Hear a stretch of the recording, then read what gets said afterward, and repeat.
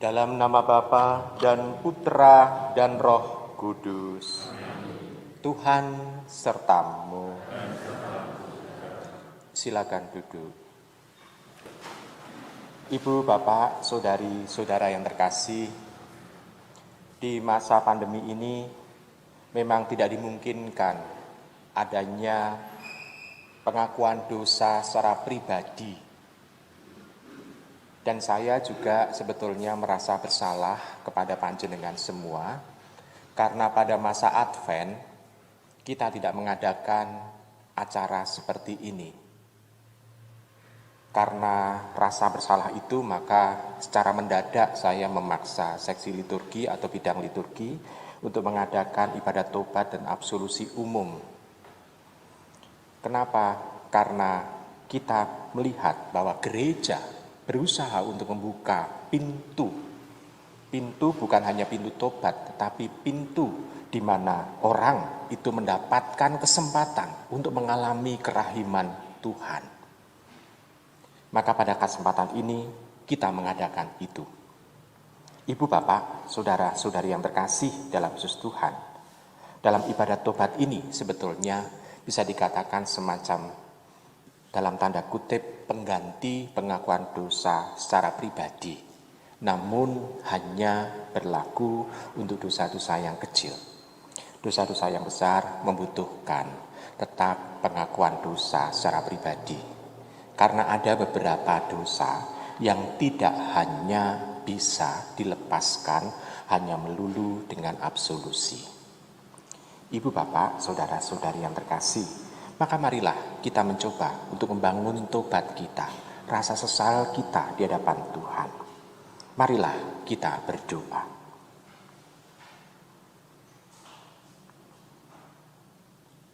Allah Bapa yang penuh belas kasih, kami datang kepadamu dengan rasa sesal atas dosa kami.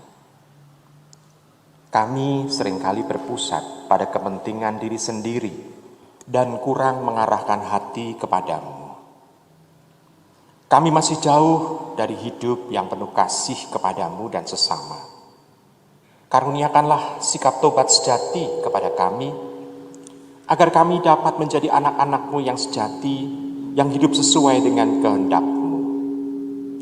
Doa ini kami sampaikan kepadamu dengan pengabdian Kristus Tuhan kami, yang hidup dan berkuasa dalam persatuan dengan Roh Kudus, kini dan sepanjang segala masa. Tuhan sertamu.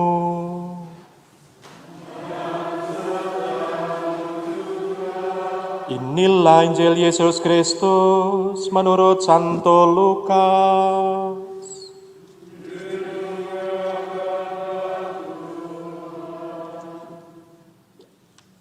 Para pemungut cukai dan orang-orang berdosa biasa datang kepada Yesus untuk mendengarkan Dia. Maka bersungut-sungutlah orang-orang Farisi dan ahli-ahli Taurat, katanya, Ia menerima orang-orang berdosa dan makan bersama-sama dengan mereka. Maka kata Yesus menyampaikan perumpamaan ini kepada mereka.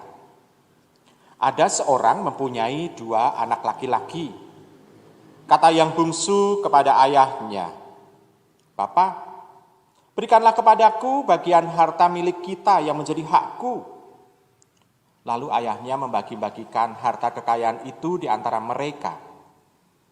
Beberapa hari kemudian anak bungsu itu menjual seluruh bagiannya itu, lalu pergi ke negeri yang jauh. Di sana ia memboroskan harta miliknya itu dengan hidup berfoya-foya. Setelah dihabiskannya harta miliknya, timbullah bencana kelaparan di negeri itu dan ia pun mulai melarat. Lalu ia pergi dan bekerja pada seorang majikan di negeri itu. Orang itu menyuruhnya ke ladang untuk menjaga babi. Lalu ia ingin mengisi perutnya dengan ampas yang menjadi makanan babi itu. Tetapi tidak seorang pun yang memberikannya kepadanya. Lalu ia menyadari keadaannya. Katanya, betapa banyak orang upahan Bapakku yang berlimpah-limpah makanannya, tetapi aku di sini kelaparan. Aku akan bangkit dan pergi kepada bapakku dan berkata kepadanya, Bapa, aku telah berdosa terhadap surga dan terhadap Bapa. Aku tidak layak lagi disebut anak Bapa. Jadikanlah aku salah seorang upahan Bapa. Maka bangkitlah ia dan pergi kepada bapaknya. Ketika ia masih jauh, ayahnya telah melihat dia, lalu tergerak hatinya oleh belas kasihan. Ayah itu berlari mendapatkan dia, lalu merangkul dan menciumi dia. Kata anak itu kepadanya, Bapa, aku telah berdosa terhadap surga dan terhadap Bapa. Aku tidak layak lagi disebut anak Bapa. Tetapi ayah itu berkata kepada hamba-hambanya, lekaslah, bawa kemari jubah yang terbaik dan pakaikanlah kepadanya. Kenakanlah cincin pada jarinya dan sepatu pada kakinya. Dan ambillah anak lembu tambun itu. Sembelihlah dia, dan marilah kita makan dan bersuka cita. Sebab anakku ini telah mati dan menjadi hidup kembali, ia telah hilang dan didapat kembali. Maka mulailah mereka bersukaria. Tetapi anaknya yang sulung sedang berada di ladang. Ketika ia pulang dan dekat di rumah, ia mendengar bunyi seruling dan nyanyian tari-tarian. Lalu ia memanggil salah seorang hamba dan bertanya kepadanya, apa arti semuanya itu? Jawab hamba itu, adikmu telah kembali dan ayahmu telah menyembelih anak lembu tambun, karena ia mendapatkan kembali anak itu dengan selamat. Maka marahlah anak sulung itu, dan ia tidak mau masuk. Lalu ayahnya keluar dan berbicara dengan dia, tetapi ia menjawab ayahnya, katanya, telah bertahun-tahun aku melayani Bapa dan belum pernah aku melanggar perintah Bapa. Tetapi kepadaku belum pernah Bapa memberikan seekor anak kambing pun untuk bersuka cita dengan sahabat-sahabatku. Tetapi baru saja datang anak Bapa yang telah memboroskan harta kekayaan Bapa bersama dengan pelacur-pelacur. Maka Bapa menyembelih anak lembu tambun itu untuk dia. Kata ayahnya kepadanya, anakku, engkau selalu bersama-sama dengan aku, dan segala kepunyaanku adalah kepunyaanmu. Kita patut bersuka cita dan bergembira karena adikmu telah mati dan menjadi hidup kembali. Ia telah hilang dan didapat kembali. Demikianlah Injil Tuhan.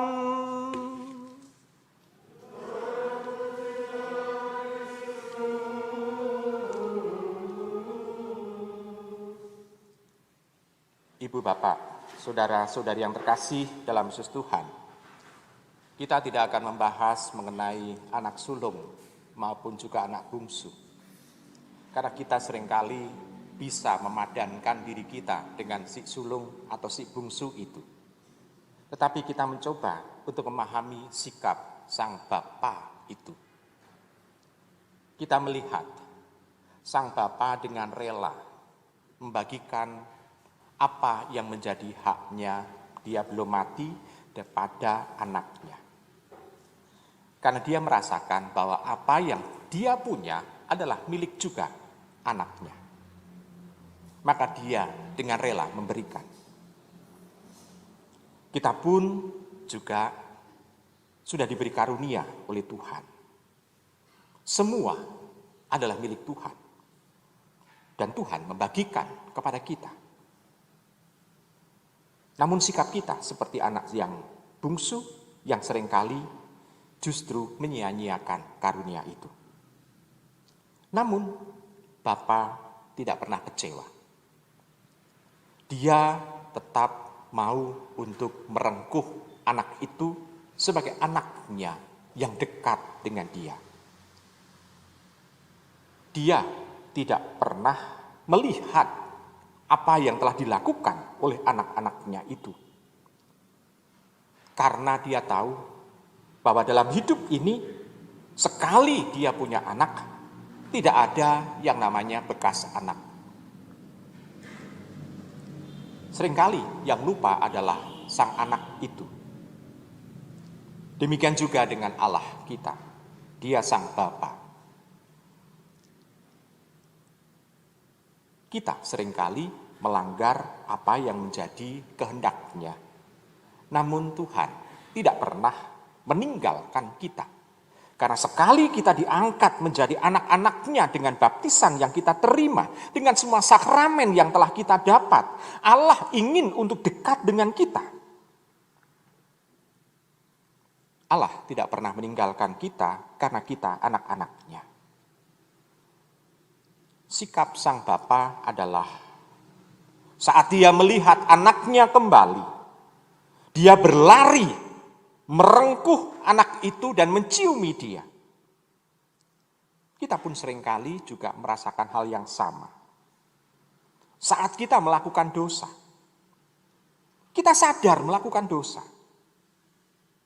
Tetapi pada saat kita jalan kembali menuju kepada pertobatan, kita merasakan dan mengalami tangan Allah, tangan Bapa, tangan Tuhan itu merengkuh diri kita, membuat diri kita merasa harus menyesal dan juga kembali kepadanya untuk mengalami kasih karunia Allah. Saudari, saudara yang terkasih, kita seringkali merasa bahwa diri kita juga sudah benar di hadapan Tuhan. Dan kita, saat kita mengalami dan merasakan diri kita sudah benar, kita mengklaim bahwa kita punya hak untuk mendapatkan karunia Tuhan. Inilah yang seringkali menjadi kesombongan diri kita. Kita seringkali dengan mudah menyalahkan orang lain. Tetapi Tuhan tetap merengkuh kita sebagai anak-Nya.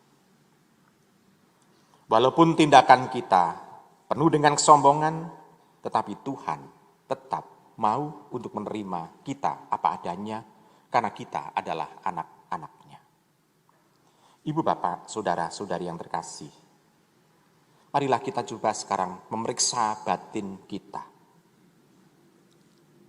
Kita bisa bertanya di dalam diri kita. Pada saat kita merenungkan mengenai kasih Allah dan memeriksa batin, ada baiknya kalau kita mencoba untuk memejamkan mata supaya kita bisa melihat isi hati kita. Bagaimana sikap kita terhadap Tuhan? Apakah kita selalu berusaha untuk mencari kehendak-Nya? Atau lebih kita mendahulukan kehendak pribadi kita?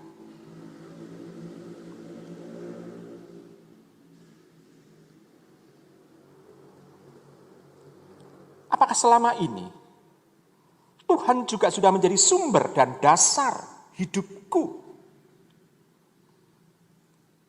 Apakah aku selalu ingat akan Dia, pasrah kepadanya?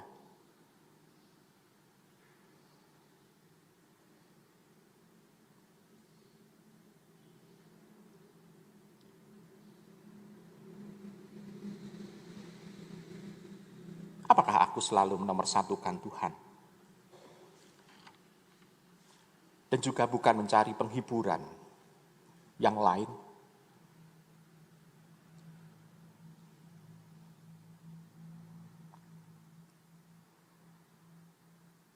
Kita juga bisa memeriksa sikap kita terhadap sesama. Berusahakah aku untuk menerima sesamaku yang hidup dalam satu rumah, yang menjadi orang tua, yang menjadi anak-anak, yang telah juga menjadi saudara-saudari kita serumah, bahkan sedarah. Apakah kita mau untuk menerima mereka dengan segala kebaikan dan kekurangannya? Ataukah aku selalu penuh dengan kritik dan celaan? Selalu mau memaksa supaya orang lain berubah, namun diri sendiri tidak mau diubahnya. Dapatkah aku juga mendengarkan dan menghargai pendapat orang lain?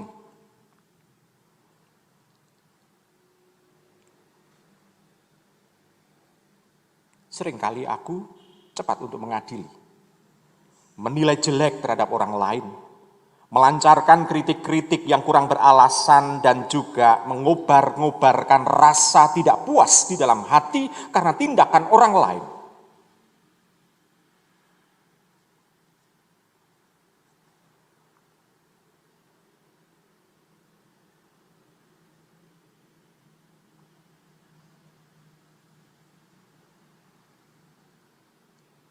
Sikap kita di dalam berdoa, kita bisa periksa. Bagaimana aku berdoa? Kadang dengan mudah aku melalaikan doa dan mencari alasan untuk membenarkan diri sendiri. Padahal sudah jelas bahwa aku tidak berusaha sungguh-sungguh untuk hening di hadirat Allah.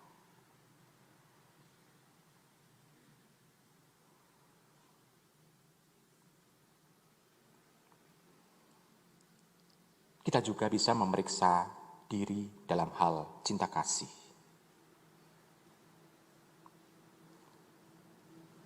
Tuhan sudah menanamkan dalam diri kita, mengasihi Allah berarti harus mengasihi sesama. Apakah dalam kehidupan sehari-hari kita sudah berusaha untuk memajukan kesejahteraan orang lain, menolong bila mereka sakit, tua, atau miskin? Mampukah kita juga berdamai dan berusaha untuk memberikan pengampunan? Dengan mudah kita minta pengampunan, tetapi untuk memberi pengampunan, sungguh kita seringkali pelit.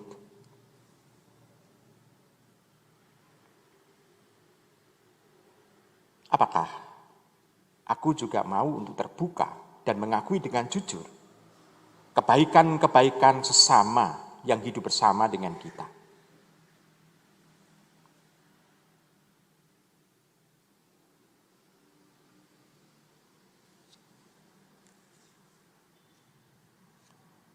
Kita juga bisa memeriksa dalam hal pengendalian diri. Apakah aku dapat mengendalikan hawa nafsu?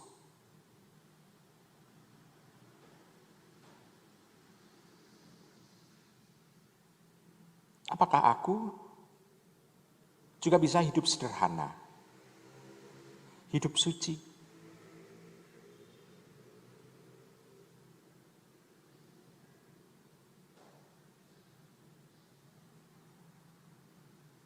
Adakah aku juga mengakui kesalahan-kesalahan? Berani membela kebenaran dan tidak menyombongkan diri? Mampukah aku juga menahan kemarahan? Mampukah aku juga bersikap tidak ingin menang sendiri?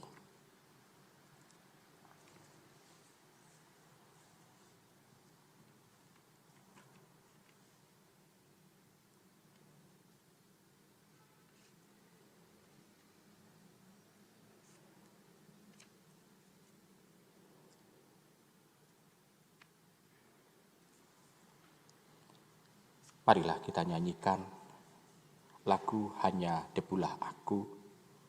Kita nyanyikan bersama-sama.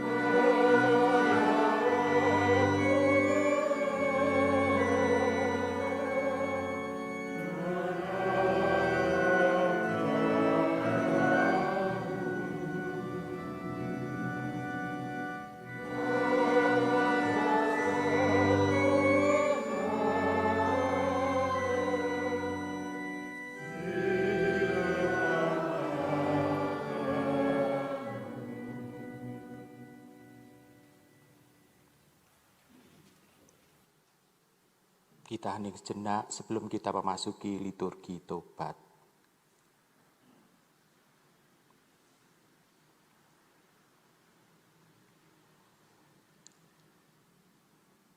Ya Bapa, Engkau di surga. Engkau mengetahui isi hati kami, bahkan yang tersembunyi sekalipun. Dan semua kejelekan yang kami rahasiakan di depan orang, bukan rahasia lagi bagimu. Kini kami menyadari bahwa kami sungguh sangat berdosa karena telah mengingkarimu. Maka dengan rendah hati bersama dengan anak yang hilang, kami kembali kepadamu dan sambil tunduk di hadapanmu, kami hendak bertobat. Marilah kita berdoa, doa tobat kita.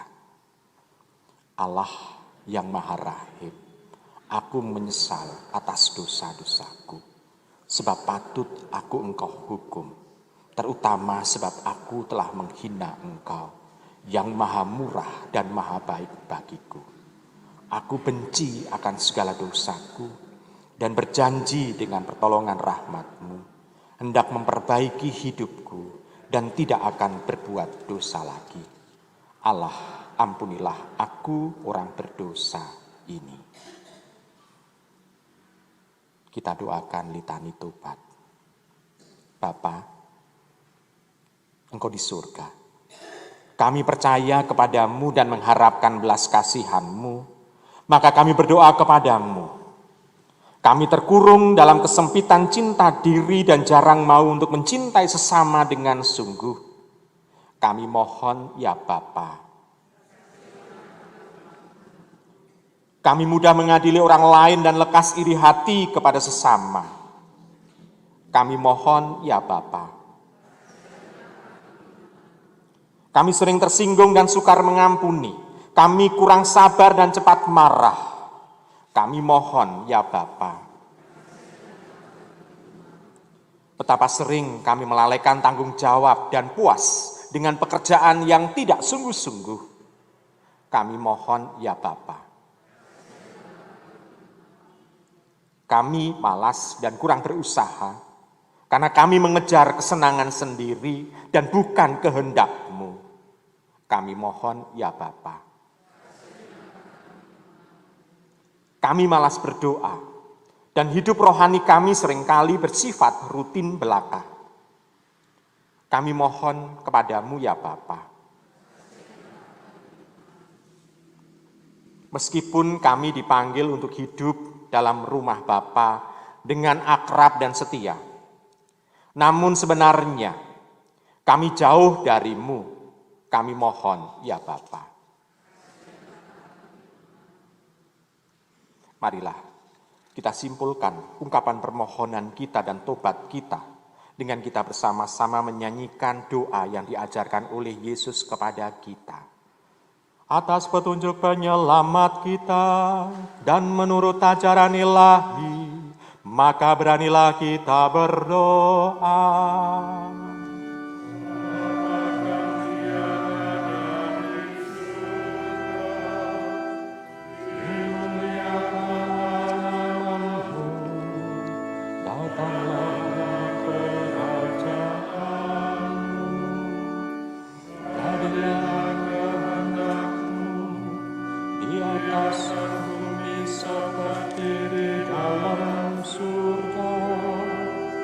Berilah